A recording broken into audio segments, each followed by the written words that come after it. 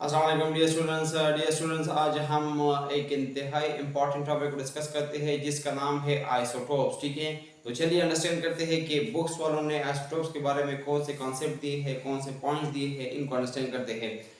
Topic का नाम है आइसोटोप्स। देखिए आइसोटोप हमारे पास जो है ना ये दो लफ्जों से, दो पोर्शन से या दो पार्ट से जो है ना ये बना हुआ है ये लफ्ज isotopes. Isotope is derive from two words, ये दो अल्फाजों से बना हुआ है। ठीक है, इसमें एक हमारे पास है आइसोस, ठीक है, और दूसरे हमारे पास है वो है टॉप्स।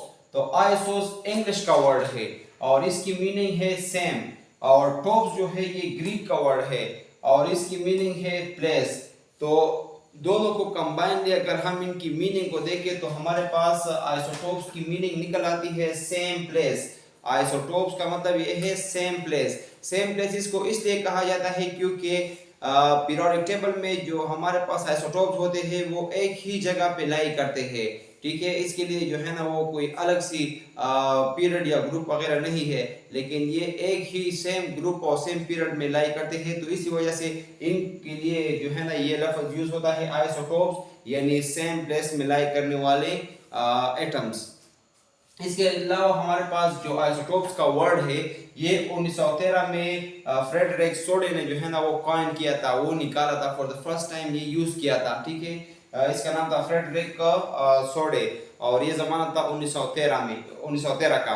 अब आइसोटोप्स की डेफिनेशन क्या है इनको अंडरस्टैंड करते हैं। ठीक है, तो देखिए अंडरस्टैंडिंग हमारे पास जो है आइसोटोप्स की डेफिनेशन वो कुछ इस तरीके से है कि the atoms of the same element, एक ही एलिमेंट के जो एटम्स होते हैं हैविंग सेम एटॉमिक नंबर, जिनकी एटॉमिक नंबर तो सेम हो बट डिफरेंट मास नंबर, लेकिन मास नंबर डिफरेंट हो, तो ऐसे एटम्स को हम बोलते हैं आइसोटोप्स। ठीक है, आइसोटोप्स हमारे पास ऐसे एटम्स होते हैं जिनकी एटॉमिक नंबर तो सेम होती है लेकिन हमारे पास इनकी मास नंबर ये डिफरेंट होती है।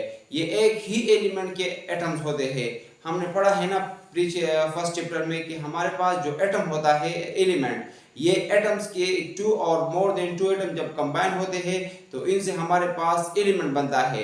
तो एक एलिमेंट के अंदर जो है ना बहुत सारे एटम्स होते हैं, तो जब एक एलिमेंट्स के अंदर एटम सेम हो लेकिन उनकी हमारे पास एटॉमिक नंबर सेम हो लेकिन मास नंबर डिफरेंट हो, तो उन एटम्स को हम बोलते हैं आइसोटोप्स। ठीक है, तो डिफरेंट एटम एलिमेंट्स के डिफरेंट आइसोटोप जो है ना वो पाए जाते हैं।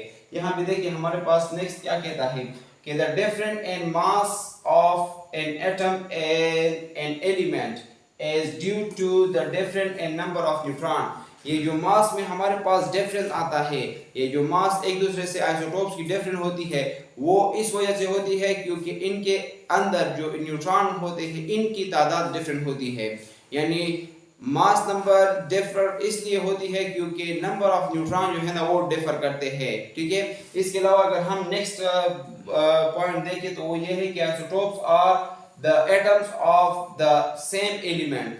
आइसोटोप्स हमारे पास एक्चुअली एटम्स होते हैं और ये एक ही एलिमेंट के एटम्स होते हैं, सेम एलिमेंट के एटम होते हैं, having same number of electron, इनकी जो इलेक्ट्रॉनों की तादाद होती है वो सेम होती है एंड प्रोटॉन और प्रोटॉनों की भी, यानी इलेक्ट्रॉन और प्रोटॉनों की तादाद एक आइसोटोप्स में हमारे पास प्रोटॉनों और इलेक्ट्रॉनों की तादाद सेम होती है लेकिन इनकी हमारे पास जो डिफरेंट होती है वो हमारे पास मास होती है but different mass but different number of neutron, और इनके जो न्यूट्रॉनों की तादाद होती है वो एक दूसरे से डिफरेंट होती है।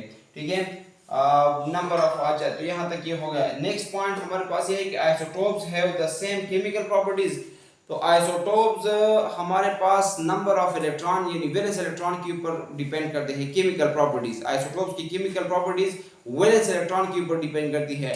अगर वैलेंस इलेक्ट्रॉनों की तादाद सेम होती है तो इसका मतलब ये है कि इन दो आइसोटोप, दो या दो से ज्यादा आइसोटोप्स की हमारे पास केमिकल प्रॉपर्टी सेम होगी।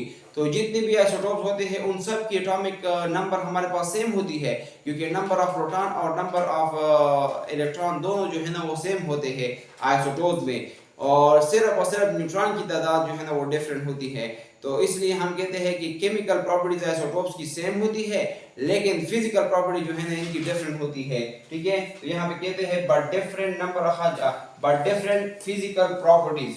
लेकिन इनकी फिजिकल प्रॉपर्टीज हमारे पास होती है डिफरेंट, क्योंकि फिजिकल प्रॉपर्टी जो है ना वो मास के ऊपर डिपेंड करती है, और हमारे पास जो केमिकल प्रॉपर्टीज है वो हमारे पास वैलेंस शेल्स के ऊपर डिपेंड करती है।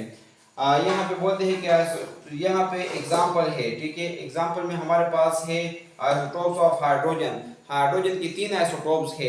एक को हम प्रोटियम बोलते हैं, इसमें हमारे पास इलेक्ट्रॉन और प्रोटॉन दोनों की तादाद एक एक है, और न्यूट्रॉन की तादाद हमारे पास प्रोटियम की केस में 0 है, और ड्यूटियम की केस में 2 है 1 है, और ट्रिटियम की केस में प्रोटॉन हमारे पास जो है वो 2 है।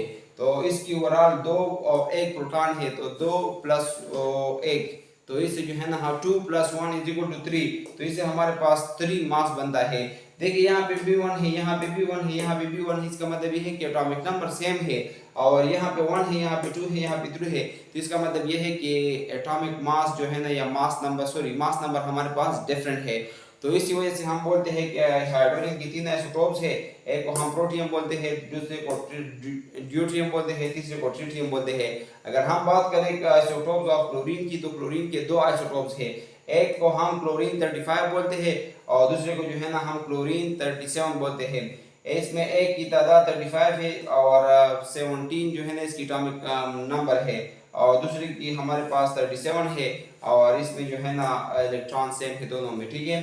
तो यहाँ पे हमारे पास जो ये राइटिंग हुई है, यहाँ पे 1 ऊपर होना, 2 ऊपर होना चाहिए, 1 नीचे होना चाहिए। यहाँ पे 3 जो है ना ऊपर होना चाहिए, 1 नीचे होना चाहिए। तो आई होप कि यहाँ तक आप लोग को जो है ना इस आइसोटोप्स की अंडरस्टैंडिंग डेवलप हुई है। इसके बाद हम आइसोटोप्स के जो ऑफ हाइड्रोजन को डिटेल से डिस्कस करते हैं, तो आप लोग इसको नोट कर ले, हम उसकी तरफ चलते हैं। तो डियर स्टूडेंट, अब हम आइसोटोप्स ऑफ हाइड्रोजन को डिटेल से डिस्कस करते हैं। आइसोटोप्स ऑफ हाइड्रोजन के हमारे पास 3 आइसोटोप्स है। Hydrogen has 3 isotopes. 3 आइसोटोप्स से कौन कौन से है? इसमें एक है प्रोटियम, दूसरा है ड्यूटियम, और तीसरा है ट्रिटियम। तो प्रोटियम में हमारे पास जो है नंबर ऑफ प्रोटॉन्स, इनकी तादाद जो है ना वो कितनी है? वो हमारे पास है 1, और एक ही हमारे पास इसमें क्या है, इसमें जो है ना एक ही हमारे पास इलेक्ट्रॉन है और एक प्रोटॉन है।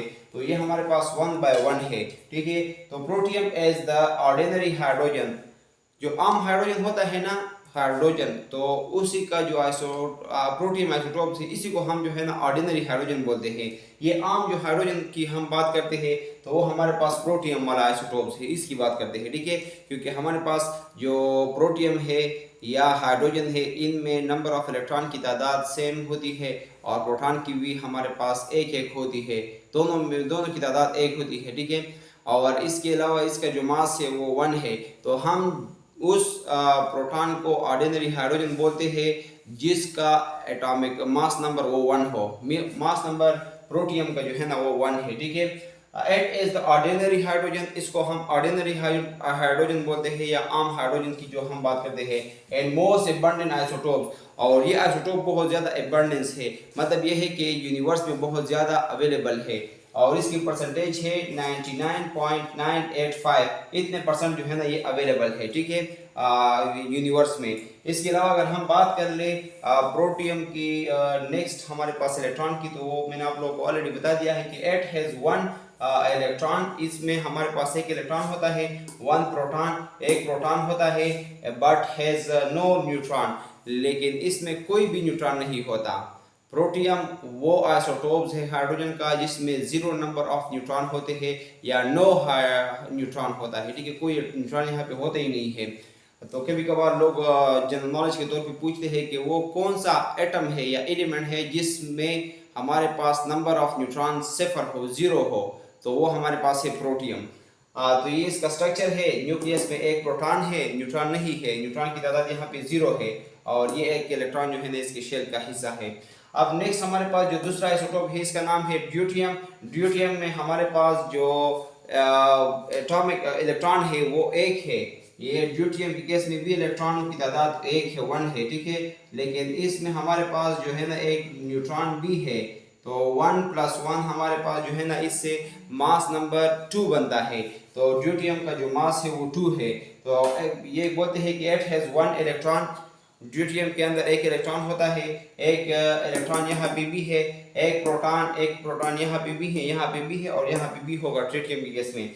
लेकिन 1 न्यूट्रॉन यहाँ पे जो डिफरेंट आ रही है इस न्यूट्रॉन की वजह से आ रही है। यहाँ पे 1 न्यूट्रॉन है, 1 न्यूट्रॉन है, लेकिन यहाँ पे कोई न्यूट्रॉन नहीं था, ठीक है, यहाँ पे 0 था।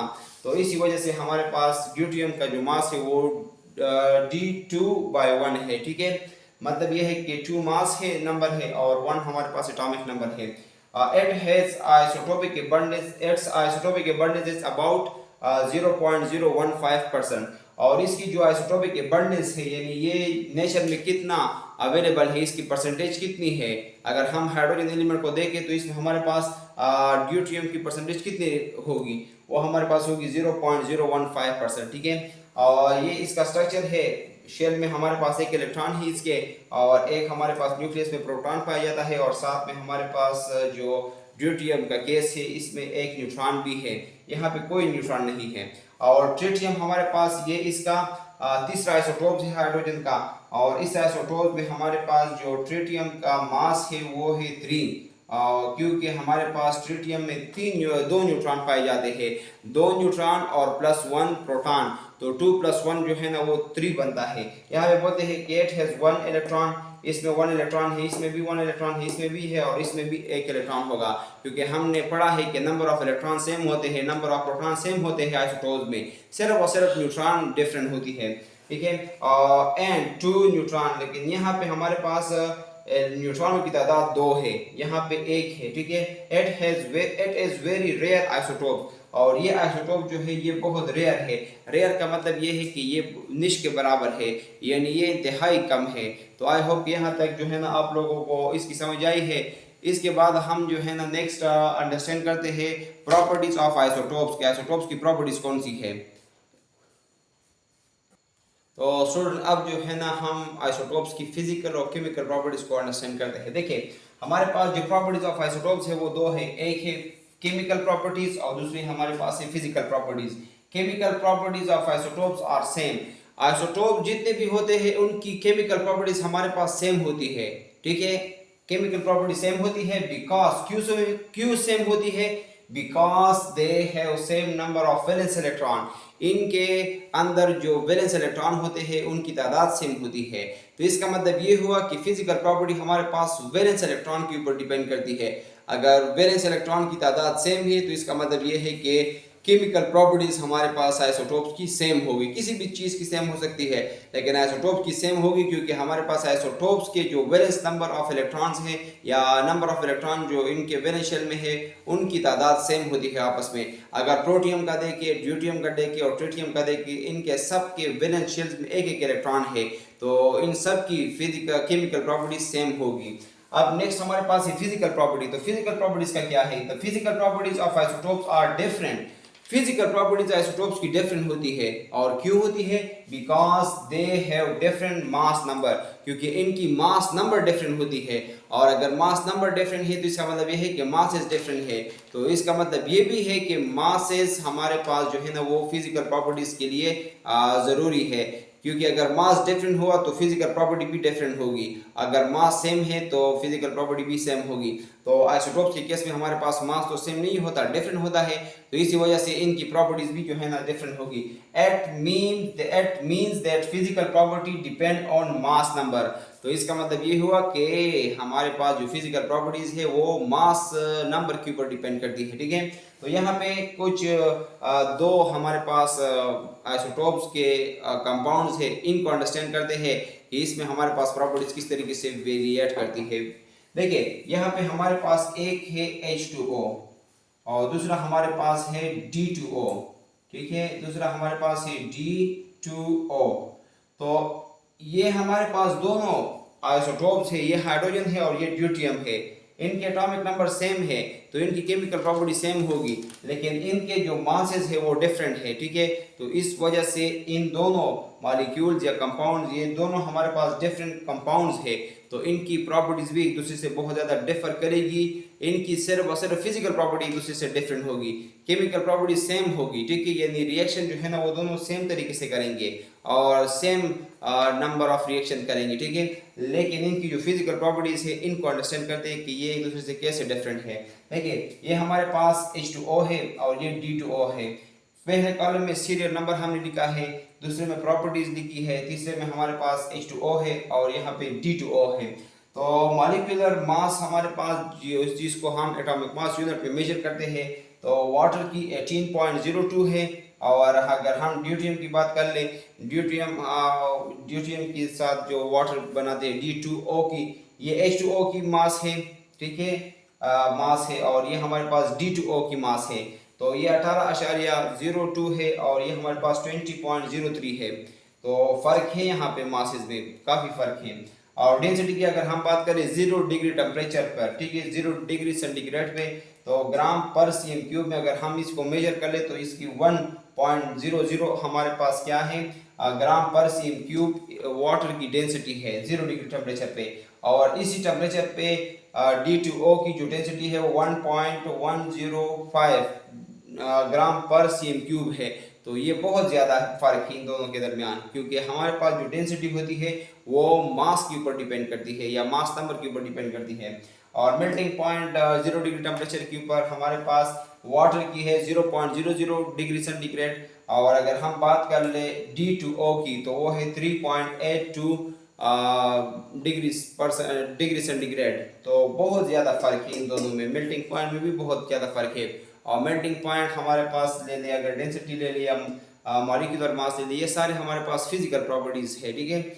और बॉइलिंग पॉइंट की अगर हम बात कर ले तो वाटर हमारे पास 100 डिग्री के ऊपर बॉयल होते हैं। और अगर हम D2O की बात करें तो 101.42 डिग्री सेंटीग्रेड के ऊपर जो है ना ये बॉयल करते हैं। तो आई होप कि आप लोगों को आइसोटोप्स और आइसोटोप्स के कुछ एग्जांपल और इनकी केमिकल और फिजिकल प्रॉपर्टीज़ की अंडरस्टैंडिंग डेवलप हुई है। अगर आप लोगों को कोई क्वेश्चन है तो कमेंट सेक्शन में जो है ना आप लोग पूछ सकते हैं। Thank you so much for watching the lecture.